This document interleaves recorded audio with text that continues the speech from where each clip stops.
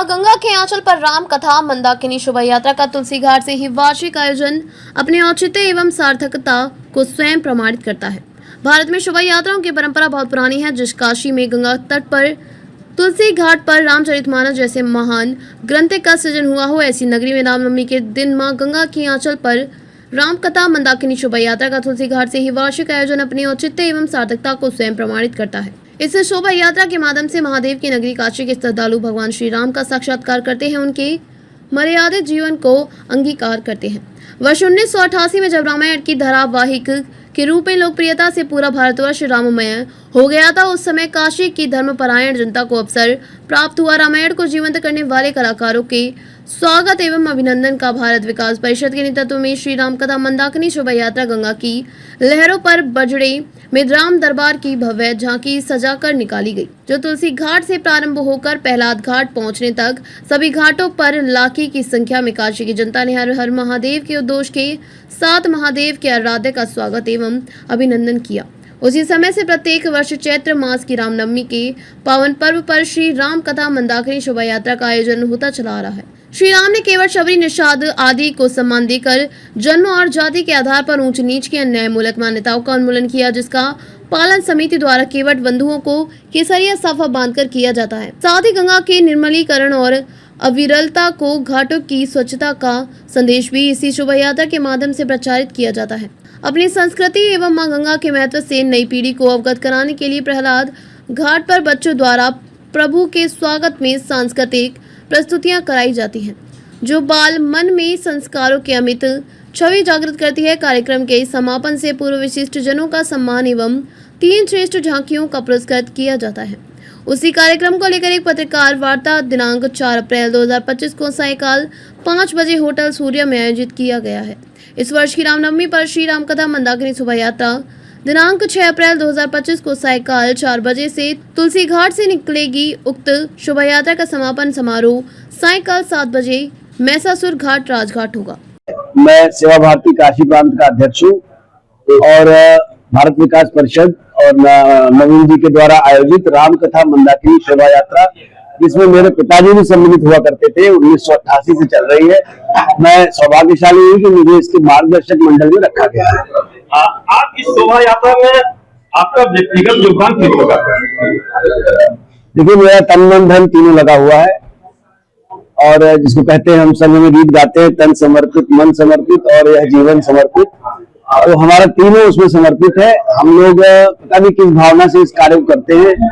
आप जैसा कि जानते हैं 500 वर्षों से राम मंदिर के लिए आंदोलन हो रहा था, तो क्या आंदोलन सिर्फ वहां जाके मस्जिद को गिराना ही नहीं था। आंदोलन ये भी जो छोटे छोटे काम हो रहे थे राम के प्रति, देश को जागरूक करने के लिए, सनातन को जागरूक करने के लिए, ये भी इसका ही बड़ा योगदान है। इसीलिए हर जगह जगह उस समय खुश था। आज जो ये दिख रहा है आपको स्वरूप दिख रहा है, सनातन का जो स्वरूप दिख रहा है, राम के प्रति आस्था का जो स्वरूप दिख रहा है, वो भी राम कथा मंदाकिनी शोभा यात्रा का भी उसमें योगदान है। इसी कड़ी को हम आगे बढ़ा रहे हैं। ये जो हो रहा है क्या डिफरेंट होगा? कुछ भी डिफरेंट नहीं है। जैसा कि बताया आपने कि नागरिकों का सम्मान करेंगे वहाँ पे और गंगा जी की पवित्रता के प्रति शपथ दिलाएंगे हम। वहाँ जो बच्चे आएंगे झांकी के लिए, उन बच्चों को गंगा को स्वच्छ रखने का की शपथ दिलाएंगे और आतिशबाजी करेंगे। जितने भी लोग सम्मिलित होंगे, 1000, 2000, 5000 जो भी संख्या होगी, इन सभी लोगों को हम शपथ दिलाएंगे कि गंगा को स्वच्छ रखें, ताकि ये एक मुहिम बन जाए और आप सबके चैनल के माध्यम से इसको हम जन जन तक पहुंचाएं। गंगा के स्वच्छता और निर्मलीकरण, राम मंदिर तो बन गया, अब राम कथा मंदाकिनी शोभा यात्रा की क्या आवश्यकता है? तो इसकी आवश्यकता ये है कि हमें गंगा को स्वच्छ रखना है। तुलसी घाट से निकल के और भैंसासुर घाट के संपन्न शाम को 6 बजे का आयोजन है। तो भारत विकास परिषद का मैं कार्यकर्ता हूँ, संघ की दृष्टि से भी कार्य है मेरे पास में, और राम कथा मंदाकिनी शोभा यात्रा में हम एक वरिष्ठ कार्यकर्ता होने के नाते कार्य कर रहे हैं। आज यहाँ पे किस तरीके का प्रेस वार्ता किया गया? ये प्रेस वार्ता इसलिए किया गया कि भगवान राम की जो झांकी विगत 1988 से निकल रही है, अपने 38वें वर्ष में प्रवेश कर रही है, ये जन जन तक पहुंचे, इसके लिए एक प्रेस वार्ता किया गया है।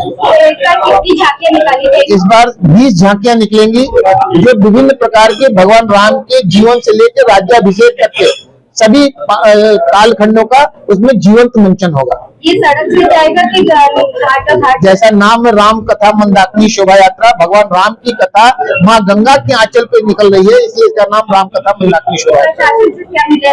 प्रशासन से हर वर्ष हम लोग इसकी अनुमति लेते हैं, इस वर्ष भी प्रक्रिया में एक अंतर्गत है और मुझे पूरा विश्वास है कि इस बार भी उनकी अनुमति मिलेगी। और चूंकि ये 38 साल से लगातार निकल रही है, इसलिए इसको हेरिटेज मेला के रूप में वहाँ पे दर्ज किया जा रहा है। इस झांकी में प्रमुख आकर्षण क्या होगा? इस झांकी में प्रमुख आकर्षण ये होगा कि एक ऐसे दिव्यांग बच्चों का झांकी निकल रही है जो पूरे धनुष यज्ञ का मंचन करेंगे, और एक प्रोफेशनल भी झांकी है, इसमें बच्चों को लेकर के और प्रोफेशनल दोनों प्रकार की झांकियां निकलेंगी। जैसा कि झांकी में डीजे और ये नाच गाना, ऐसा कोई भी नहीं, भगवान वहाँ पे आरती जब शुरू होगी तो गुरुकुल विद्यालय की 21 बच्चियां जो है वहाँ मंत्रोच्चार करेंगी, प्रोफेसर दिसंबर नाथ जी आरती करके इसका रवाना करेंगे, और राम धुन के साथ में और भगवान रामचरितमानस के प्रसंगों के आधार पे ही वहाँ पे उस पे मंचन होगा।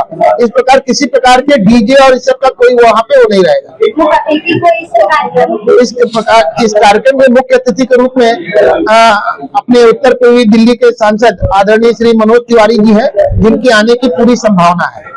लास्ट में क्या कहेंगे राष्ट्रवासियों से? हम ये कहेंगे कि सभी लोग रामनवमी के दिन शाम को अपने अपने मोहल्ले के घाटों पे जाए, क्योंकि जानती है कि काशी अर्धचंद्राकार है और काशी घाटों के किनारे बचा हुआ है, वहां में और भगवान राम की आरती करें और भगवान राम की आरती करके पुण्य के भागी बने।